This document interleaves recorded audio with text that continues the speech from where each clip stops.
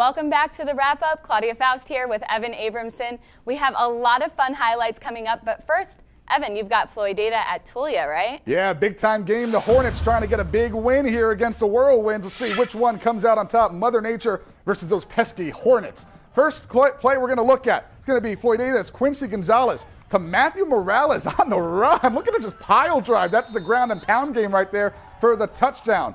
Then coming up, here we go. This is going to be a nice tackle on defense by Floyd Data. They're going to collapse inside in the pocket, make sure he's got nowhere to go. Great job, great execution. Then Tulia. This is why, again, it's so important to make sure you got everything taken care of and protecting the ball, because Tulia gets the ball in the end zone. Final score, 28-26. Tulia gets the win. Now moving on, it's the Battle of the Cats. Out in Littlefield, Wildcats hosting the Dimmitt Bobcats. Dimmitt with a self-inflicted wound early. Diego Galvin coughs the ball up on the handoff. Big scrum, but the Wildcats managed to come up with the fumble in the first quarter. Ensuing drive now, Blake Green rolling out, darts it over to Jordan Trevino, and he gets it in to score. Littlefield goes up 14-0 after the 2-point conversion, but moments later, Wildcats back on the attack. This time, TJ Chambers gets the handoff, leaving the Bobcats in the dust. Touchdown, Littlefield, and Littlefield wins 56-0. Ouchtown, population Dimmitt. But here we go. We head to the next game. It's going to be River Road from just up the road, taking on Roosevelt near Lubbock. First play, we pick this one up in the second half. Roosevelt's Jacob Torres gets the handoff, sneaks it all the way for the end zone. But now it's going to be Alex Trevino. He's going to get the call, powers his way up the middle for the first down. You can't stop those big boys no matter how hard you try. The fans are loving it. Then the Eagles again, Kenyon Taylor gets the toss, runs the left side and cuts back the other way. Whoop! And he's going to dodge a couple of defenders and finally brought down after a huge game.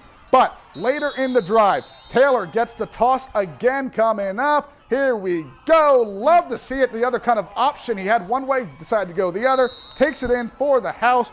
Final score in this one, 25-2. That's no mistake. 2 points for River Road. Up next, we've got the Stratford Elks at the Spearman Lynx. First quarter, Spearman Brendan Thomas pass intercepted. Let's wait for it here. By Stratford's Trevor Bell. Then he gets hit hard right here. Oh. Ouch. By Braden Clafta for Spearman. But later in the first, Spearman scores first and QB Jack Wilkerson runs it in. Loses his helmet there. You got to make sure it's on tight. In the second quarter, Spearman strikes again, this time from the air. Wilkerson to Jack Campbell, and Spearman wins this one 42-6.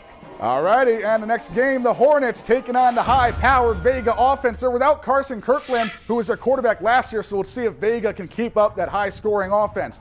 First play we're going to take a look at is going to be the QB read by Cade Seaman, going down the sideline. Normally a running back, you can see why. Just going past everyone. Man's a flash.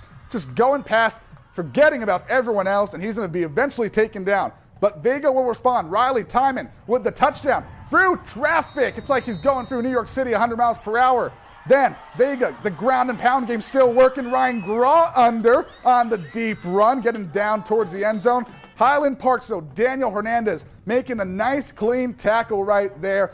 Final score in this one, Vega, yes they can. 32 to big old goose egg. Now we have Panhandle visiting Childress. The Panthers going at its star quarterback. Wes Jones is injured and is week to week, so it's Layden Hack leading the offense. Junior QB Colin Bishop toss to senior Lane Foster. Here he goes, running into the end zone. Turn on the Jets, baby. Can't stop him. Oh, and still going. Yes, all the way in for the touchdown. We love to see that. That's a nice, I'm getting impressed now. Hack on the run. Pass here to senior Zion Mercer. Oh, wow. Moss. Our camera guy was in the right spot for that. Like Love to see it. it up close and personal.